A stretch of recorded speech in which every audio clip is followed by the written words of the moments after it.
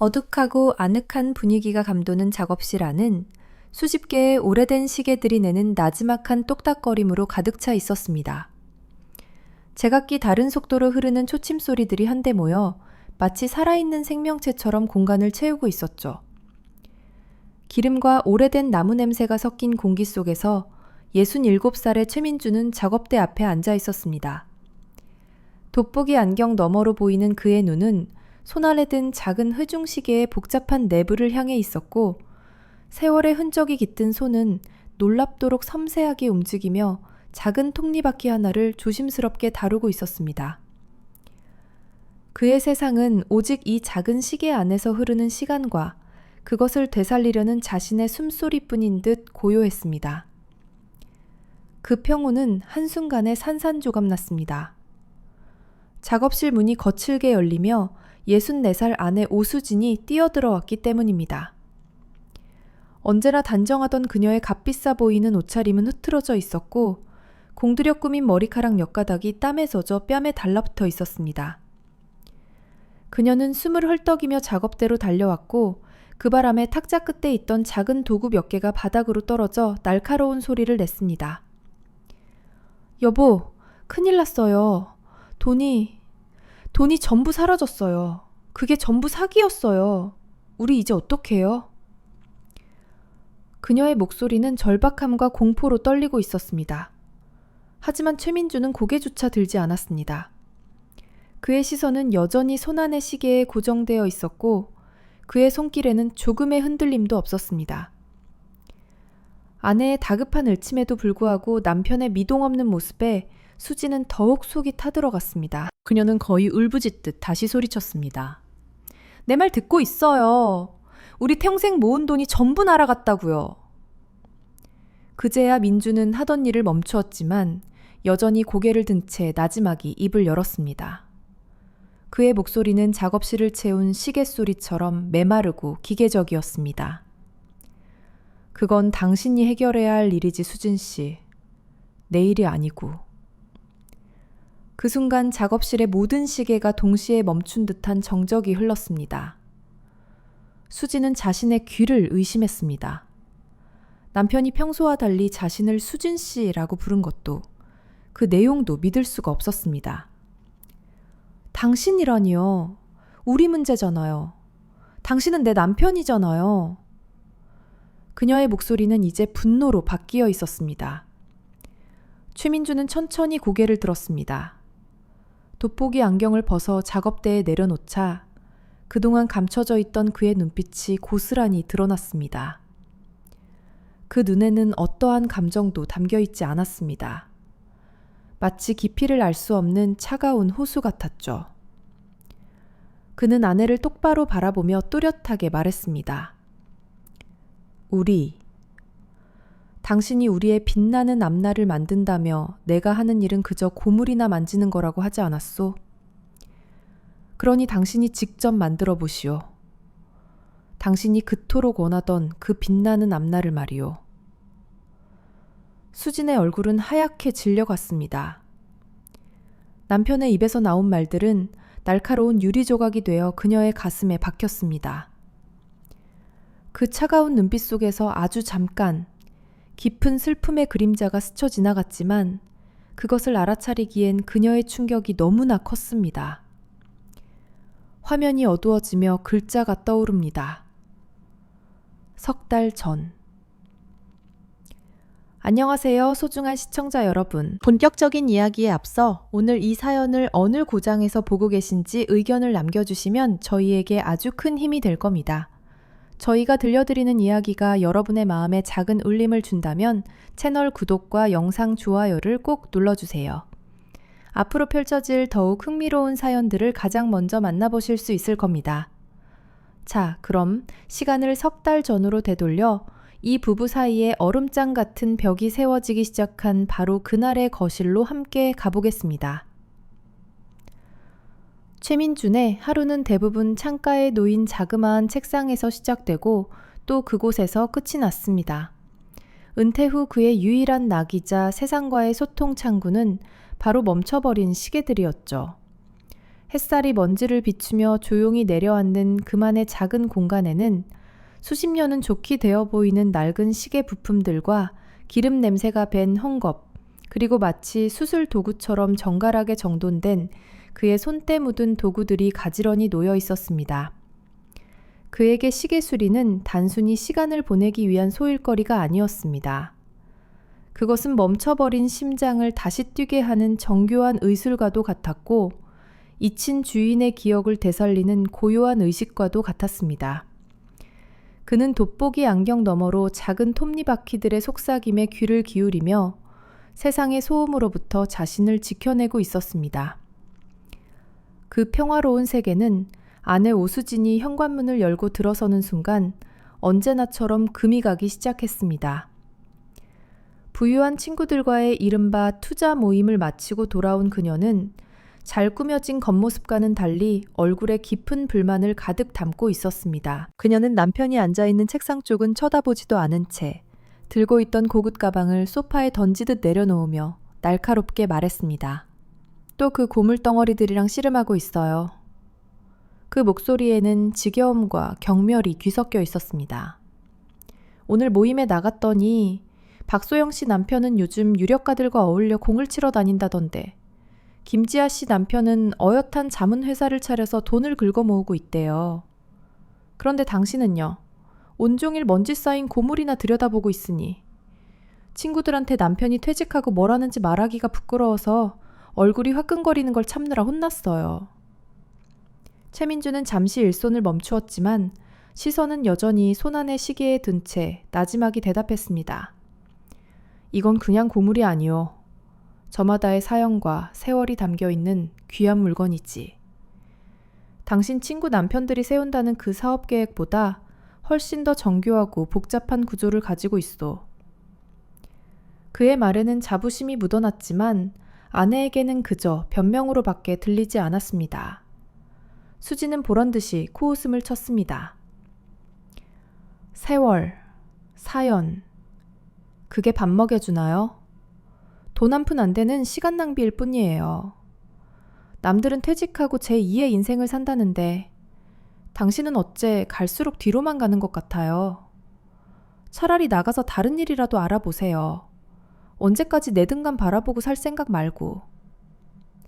아내의 날카로운 말이 공기 중에 흩어지기도 전에 마침내 수리를 마친 낡은 괴종시계가 맑고 깊은 소리로 시간을 알렸습니다. 그 청아한 종소리는 잠시나마 아내의 독한 말을 덮어버렸고 민주는 그 소리 속으로 조용히 침잠하며 다시금 자신의 세계로 돌아갔습니다.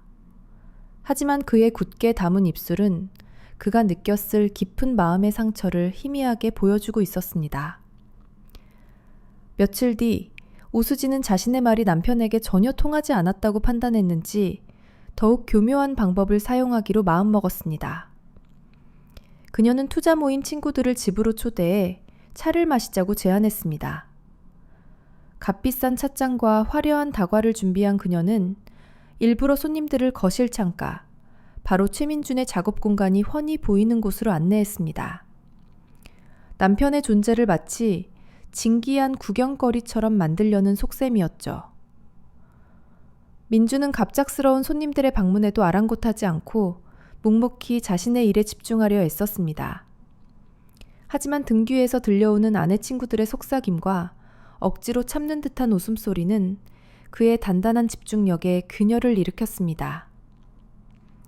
어머, 저게 말로만 듣던 최 선생님 취미생활인가 봐. 참 소박하시네. 우리 남편은 저런 거 보면 숨 막혀서 못 견딜 텐데. 동정인지 조롱인지 알 수 없는 말들이 그의 귓가를 파고들었고 그는 이를 악물며 손안의 작은 부품에만 시선을 고정했습니다. 손님들이 돌아가자마자 가면을 벗어던진 수진의 분노가 폭발했습니다. 그녀는 마치 기다렸다는 듯이 남편에게 달려들어 삿대질을 하며 소리쳤습니다. 당신, 저 사람들 웃음소리 들었어요. 당신 때문에 내가 얼마나 비참했는지 알기나 해요. 내 체면이 아주 바닥에 떨어졌다고요. 친구들 눈에 내가 꼭 정신 나간 고물상 영감님을 모시고 사는 불쌍한 아내로 보였을 거라고요. 당장 저 잡동사니들 전부 내다 버려요. 눈앞에서 치워버리란 말이에요. 그녀의 목소리는 히스테리에 가까웠습니다. 하지만 민주는 더 이상 침묵으로만 대응하지 않았습니다. 그는 조용히 자리에서 일어나 아내와 마주섰습니다. 그의 눈빛은 슬픔으로 가득 차 있었습니다. 저것들은 그냥 잡동사니가 아니오. 아버님께서 돌아가시기 전 내 손에 쥐어주신 유품이자 내 평생의 자부심이 담긴 물건들이오. 당신 눈에는 그저 낡은 고물로 보이겠지만 나에게는 내 삶의 기억이고 영혼과도 같은 것들이란 말이오. 그의 진심 어린 항변에도 수지는 조금도 흔들리지 않았습니다. 오히려 기름을 부은 듯 더욱 거세게 반박했습니다. 영혼? 영혼 타령으로 우리 집 대출금이 저절로 갚아지기라도 한대요. 그런 뜬구름 잡는 소리 말고 현실을 좀 보라고요. 우리에게 지금 필요한 건 돈이고 남들에게 꿀리지 않을 번듯한 지위예요. 당신이 끌어안고 있는 그 녹슨 세부치들이 아니라. 두 사람 사이의 골은 더 이상 메울 수 없을 만큼 깊어 보였습니다. 아내에게 남편의 소중한 세계는 그저 자신의 사회적 체면을 구기는 장애물일 뿐이었습니다. 민주는 더 이상 말을 잇지 않았습니다. 그는 말없이 자신의 작업대로 돌아가 아버지가 물려주신 낡고 해진 가죽 도구함의 표면을 조심스럽게 어루만졌습니다. 그의 손길은 더없이 부드러웠지만 꾹 담은 입술과 미세하게 떨리는 손끝은 억누른 분노와 깊은 절망감을 고스란히 드러내고 있었습니다. 아내의 날 선 말들이 흩어진 거실에는 오직 낡은 시계들의 무심한 초침 소리만이 공허하게 울려 퍼지고 있었습니다. 그날의 다툼 이후 집안의 공기는 얼음장처럼 차가워졌습니다. 하지만 오수지는 남편과의 갈등을 해결하려는 대신 자신의 욕망을 실현시킬 새로운 돌파구를 찾은 듯 보였습니다. 어느 날 저녁, 그녀는 잔뜩 상기된 얼굴로 집에 돌아와 서류 뭉치를 식탁 위에 펼쳐놓았습니다. 그것은 그녀의 투자 모임에서 찾아낸 엄청나게 수익성이 좋은 사업 계획서였습니다. 남쪽 바닷가에 최고급 휴양시설을 짓는다는 거창한 계획이었죠. 그녀는 흥분을 감추지 못하며 남편에게 선언하듯 말했습니다. 여보, 이것 좀 봐요. 드디어 우리도 남들처럼 떵떵거리며 살 기회가 왔어요. 이 사업에만 투자하면 우리 노후는 걱정할 필요가 없다고요. 그녀는 사업의 성공 가능성을 장황하게 설명하며 두 사람의 공동 명의로 된 예금을 투자금으로 사용해야 한다고 주장했습니다. 최민주는 아내가 내민 서류를 말없이 넘겨보았습니다. 수십 년간 정밀한 기계를 다뤄온 그의 눈에는 허술하고 과장된 사업 계획서의 문제점들이 선명하게 보였습니다. 구체적인 실행 계획보다는 장밋빛 미래에 대한 뜬구름 잡는 이야기들로 가득했고 투자금에 대한 안전장치는 어디에도 찾아볼 수 없었습니다. 그것은 누가 봐도 위험천만한 투기, 아니 사기에 가까웠습니다. 그는 조용히 고개를 저으며 말했습니다. 수진 씨, 이건 너무 위험하오. 빈 껍데기뿐인 약속만 가득하고 정작 중요한 내용은 하나도 없소. 이러다 우리 평생 모은 돈을 전부 잃을 수도 있단 말이오. 하지만 그의 신중한 조언은 아내의 귀에 닿지 않았습니다. 그녀는 남편의 말을 자신의 성공을 시기하는 잔소리로 치부해버렸습니다. 당신은 항상 그런 식이죠. 내가 뭘 좀 해보려고 하면 꼭 그렇게 찬물을 끼얹어야 속이 시원해요. 당신처럼 낡은 시계나 끌어안고 가난하게 늙어 죽으라는 소리예요, 지금. 갈등이 평행선을 갈리자 수지는 마지막 수단으로 멀리서 직장 생활을 하는 외아들 우성에게 전화를 걸었습니다. 증권회사에서 분석가로 일하는 아들이라면 당연히 자신의 편을 들어줄 것이라 확신했기 때문입니다. 잠시 후 민준의 손전화가 울렸습니다. 화면에는 아들의 이름이 떠 있었습니다. 그는 아들이라면 자신의 말을 이해해 줄 것이라는 작은 기대를 품고 전화를 받았습니다. 하지만 수화기 너머로 들려온 아들의 목소리는 그의 마지막 희망마저 꺾어버렸습니다. 아버지, 어머니 말씀 들었어요. 요즘 세상에 가만히 앉아서는 돈을 벌 수 없어요. 때로는 과감한 결단도 필요한 법이라고요. 어머니께서 하시겠다는데 그냥 믿고 맡겨보세요. 제가 대충 훑어봤는데 꽤 괜찮은 회사 같던데요. 아버지의 낡은 생각으로 어머니의 앞길을 막지 마세요. 아들의 말은 날카로운 비수가 되어 민준의 가슴에 꽂혔습니다. 자신의 전문 분야라는 아들조차 한탕주의에 눈이 멀어 사태의 본질을 보려 하지 않았습니다. 전화를 끊은 민준은 깊은 절망감에 휩싸였습니다.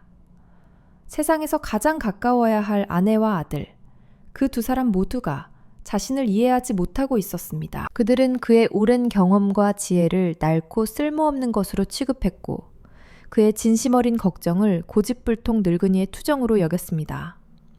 그는 자신이 이 집안에서 철저히 혼자라는 사실을 깨달았습니다. 그날 밤 민주는 자신의 작은 작업 공간에 홀로 앉아 있었습니다. 그는 낡은 가족 사진을 물끄러미 바라보았습니다. 사진 속에서 환하게 웃고 있는 아내와 어린 아들의 얼굴을 손가락으로 천천히 쓸어보았습니다. 그의 눈빛은 더 이상 슬프지 않았습니다. 대신 그 자리에는 차갑고 단단한 무언가가 서서히 차오르고 있었습니다. 더 이상 그들을 설득하려는 노력은 무의미하다는 것을, 이제는 다른 길을 선택해야 할 때가 왔다는 것을 그는 직감하고 있었습니다. 아들과의 통화 이후 며칠 동안 최민주는 자신의 그림자 속으로 더욱 깊이 침잠했습니다. 그는 아내와 눈도 마주치지 않았고 꼭 필요한 말이 아니면 입을 열지도 않았습니다. 그의 침묵은 포기가 아닌 거대한 폭풍전의 고요함과도 같았습니다. 그러던 어느 날 오후 그는 답답한 마음을 달래려 잠시 동네를 한 바퀴 돌고 집으로 돌아왔습니다. 현관문을 열고 거실로 들어서는 순간 그는 자신의 눈을 의심했습니다. 늘 그 자리에 있던 그의 세상의 중심이었던 낡은 작업 책상이 감쪽같이 사라져 있었기 때문입니다. 창가에는 책상이 있던 자리에 희미한 먼지 자국만이 덩그러니 남아 있었고 거실 한가운데에는 정체를 알 수 없는 상자들이 어지럽게 쌓여 있었습니다. 그의 심장이 바닥으로 쿵 하고 떨어지는 듯 했습니다. 바로 그때 안방에서 나온 오수진이 의기양양한 표정으로 그의 앞에 섰습니다. 그녀의 손에는 두툼한 돈봉투가 들려 있었습니다. 그녀는 마치 승전보를 울리는 장군처럼 목소리를 높였습니다. 봤어요. 당신이 그렇게 반대만 하니 내가 직접 나설 수밖에 없었잖아요. 당신이 끌어안고 있던 그 잡동사니들, 마침 고물을 사들인다는 사람이 있어서 싹 다 팔아치웠어요. 이것 봐요. 꽤 쏠쏠한 돈이 됐다고요. 이걸로 투자계약금 일부를 해결했어요. 이제 당신은 더 이상 우리의 밝은 앞날을 방해할 수 없을 거예요. 그녀의 얼굴에는 일말의 죄책감도 찾아볼 수 없었습니다. 오직 자신의 뜻을 관철시켰다는 만족감과 승리감만이 가득했습니다. 최민주는 텅 비어버린 창가를 망연히 바라보았습니다. 그의 귀에는 아내의 목소리가 웅웅거리며 멀게만 들렸습니다.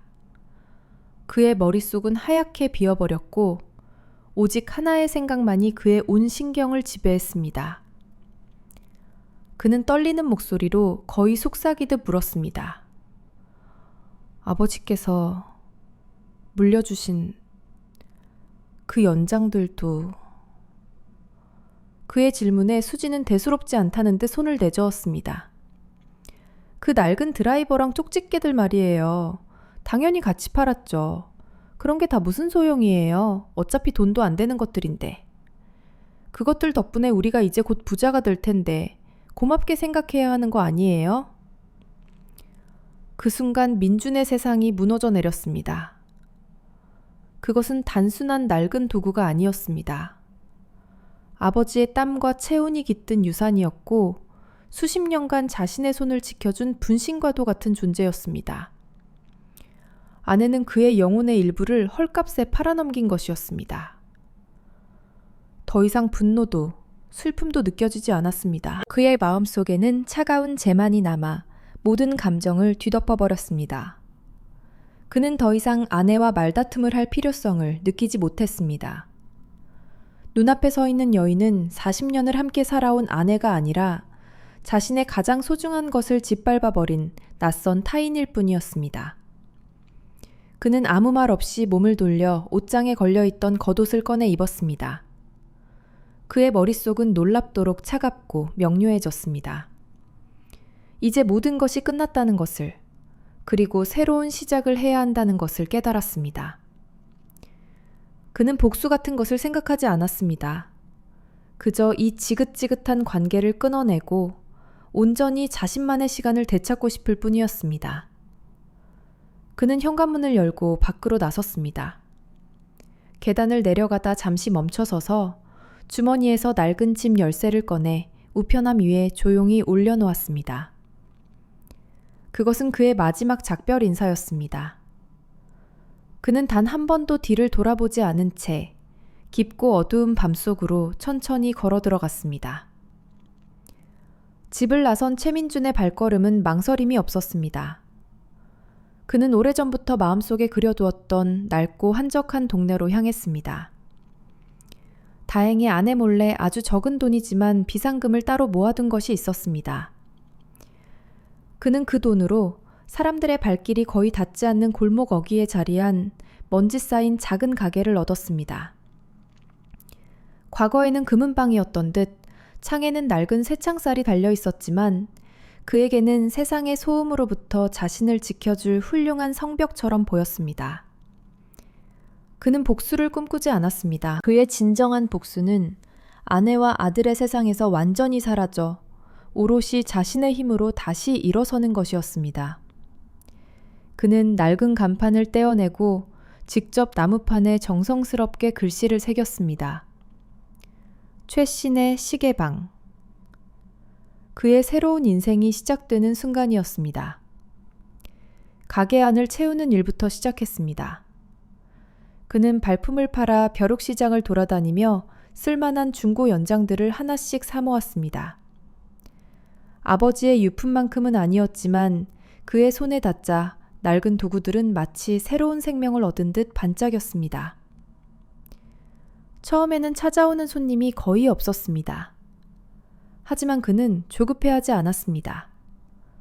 대신 동네 어르신들이 재미삼아 맡기는 낡은 벽시계나 손목시계를 거의 돈을 받지 않고 고쳐주기 시작했습니다.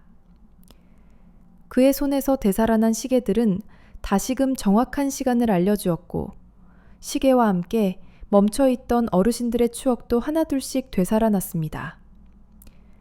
입소문은 느리지만 확실하게 퍼져나갔습니다. 얼마 지나지 않아 그의 작은 시계방은 동네 사람들의 사랑방이 되었고 그의 이름 앞에는 장인이라는 칭호가 자연스럽게 따라붙기 시작했습니다.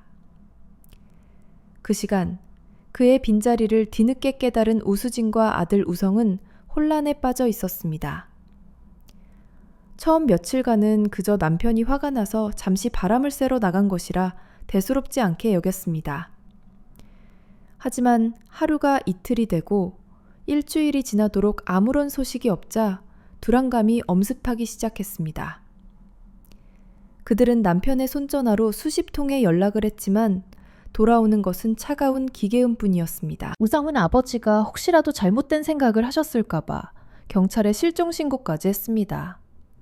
어머니, 아버지가 개인 통장에 있던 돈을 전부 찾아가셨어요. 마치 처음부터 모든 걸 계획하신 것처럼 흔적도 없이 사라지셨다고요. 우리가 대체 무슨 짓을 한 거죠? 아들의 목소리에는 뒤늦은 후회와 당혹감이 서려 있었습니다. 그들은 그때까지도 남편의 침묵이 얼마나 무서운 분노였는지 깨닫지 못하고 있었습니다. 최민준의 시계방에는 새로운 활기가 넘쳐 흘렀습니다. 그의 솜씨에 대한 소문은 이제 동네를 넘어 오래된 물건을 아끼는 수집가들의 귀에까지 들어가기 시작했습니다. 어느 날 한 노신사가 찾아와 할아버지의 유품이라는 낡은 회중시계를 조심스럽게 내밀었습니다. 수십 년간 여러 사람의 손을 거쳤지만 아무도 고치지 못했던 물건이었습니다. 민주는 며칠 밤낮으로 시계에 매달렸고 마침내 멈춰있던 시계의 심장을 다시 뛰게 하는 데 성공했습니다. 감격한 노신사는 그의 작업 모습을 사진에 담아 자신이 활동하는 옛 물건 애호가들의 모임에 올렸습니다. 진정한 장인을 만나다 라는 제목의 그 글은 순식간에 퍼져나갔고 최민준의 작은 시계방은 전국의 수집가들이 주목하는 성지가 되었습니다. 그는 더 이상 초라한 늙은이가 아니었습니다. 그는 자신의 기술과 철학으로 세상의 인정을 받는, 존경받는 최장인이 되어가고 있었습니다. 그의 얼굴에는 과거의 그늘 대신 자신의 삶을 되찾은 사람만이 가질 수 있는 평온한 미소가 자리 잡고 있었습니다. 최민준이 집을 떠난 지 꼭 석 달이 되던 날, 오수진의 허황된 꿈은 산산조각이 났습니다. 그녀가 전 재산을 쏟아부었던 휴양시설 사업은 처음부터 끝까지 교묘하게 짜인 사기극이었음이 밝혀졌습니다. 투자회사는 연기처럼 사라졌고 그녀의 손에 남은 것은 휴지 조각이 된 계약서와 감당할 수 없는 빚뿐이었습니다. 바로 그 절망의 순간 아들 우성이 헐레벌떡 집으로 뛰어들어왔습니다. 그는 인터넷에서 우연히 발견한 진정한 장인을 만나다 라는 제목의 글과 함께 올라온 아버지의 사진을 내밀었습니다. 마침내 아버지의 행방을 찾은 것입니다. 두 사람은 지푸라기라도 잡는 심정으로 사진 속 주소를 찾아 낡은 골목길로 향했습니다. 그리고 마침내 최신의 시계방이라는 소박한 간판 아래에서 돋보기 안경을 낀 채 묵묵히 시계를 수리하고 있는 남편의 모습을 발견했습니다. 그들은 마치 구원자를 만난 듯 작업실 문을 박차고 들어갔습니다. 그날의 풍경은 이야기의 첫 장면으로 우리를 다시 이끌었습니다. 수지는 남편의 바짓가랑이라도 붙잡을 듯 애원했습니다. 여보, 내가 다 잘못했어요. 내가 눈이 멀어서 당신 마음도 모르고 제발 우리를 좀 도와줘요. 우린 이제 길거리에 나앉게 생겼다고요. 아들 우성 역시 고개를 숙인 채 거들었습니다. 아버지, 그래도 저희는 가족이잖아요. 아버지가 저희를 용서하고 도와주셔야죠. 최민주는 그들의 절규를 묵묵히 듣고만 있었습니다. 그의 얼굴에는 동정심도 미움도 아닌 그저 깊은 피로감만이 서려 있었습니다. 그는 한참 만에야 서랍을 열어 종이 한 장을 꺼내 그들 앞에 조용히 내려놓았습니다. 그것은 국제경매 누리집의 화면을 인쇄한 것이었습니다. 종이 위에는 낡은 시계 수리도구 한 세트의 사진과 함께 믿을 수 없는 가격이 적혀 있었습니다. 민주는 나지막하지만 단호한 목소리로 말했습니다. 수진 씨, 여기 좀 보시오. 이건 18세기 프랑스 장인이 만든 시계 연장 세트요. 당신이 고물상에게 헐값에 팔아넘긴 내 아버지의 유품과 똑같은 물건이지. 여기 마지막 거래된 가격이 보이시오. 우리 돈으로 5억 원이 넘는 금액이오. 당신이 그토록 무시하고 경멸했던 그 낡은 드라이버들이 바로 우리 집안의 진짜 보물이었소. 당신은 나에 대한 부끄러움 때문에, 헛된 욕심 때문에 우리 집안의 역사와 진짜 재산을 당신 손으로 내다버린 거요. 그의 말 한마디 한마디는 날카로운 망치가 되어 수진과 우성의 가슴을 내리쳤습니다. 두 사람의 얼굴은 새하얗게 질려갔습니다. 그들은 자신들이 저지른 어리석음의 무게를 그제야 깨달았습니다. 그것은 단순히 돈의 문제가 아니었습니다. 그들은 한 사람의 인생과 자부심, 그리고 가문의 역사를 헐값에 팔아넘긴 것이었습니다. 민주는 더 이상 그들을 바라보지 않았습니다. 그는 조용히 몸을 돌려 다시 작업대 앞에 앉아 하던 일을 계속했습니다. 그에게 있어 이 길고 지독했던 인연은 바로 그 순간 완전히 끝이 난 것이었습니다. 그로부터 6달의 시간이 흘렀습니다. 최신의 시계방은 이제 낡은 골목의 명물이 되었습니다. 그의 솜씨를 배우기 위해 멀리서 찾아온 젊은 제자들이 생겼고 작업실은 언제나 희망과 활기로 가득 찼습니다. 그는 더 이상 외롭지 않았습니다. 오후의 햇살이 작업실 안으로 따스하게 쏟아져 들어오는 어느 날, 그는 향긋한 차를 마시며 창밖을 내다보았습니다. 그의 얼굴에는 세상의 모든 시름을 내려놓은 듯 평온한 미소가 걸려 있었습니다. 그때 한 젊은 제자가 존경심 가득한 눈빛으로 그에게 다가와 조심스럽게 질문을 던졌습니다. 민주는 말없이 미소 지으며 자신이 평생 아껴왔던 낡은 돋보기 안경을 제자의 손에 쥐어주었습니다. 그것은 단순한 도구가 아닌 한 세대에서 다음 세대로 이어지는 장인의 정신과 존엄의 상징이었습니다.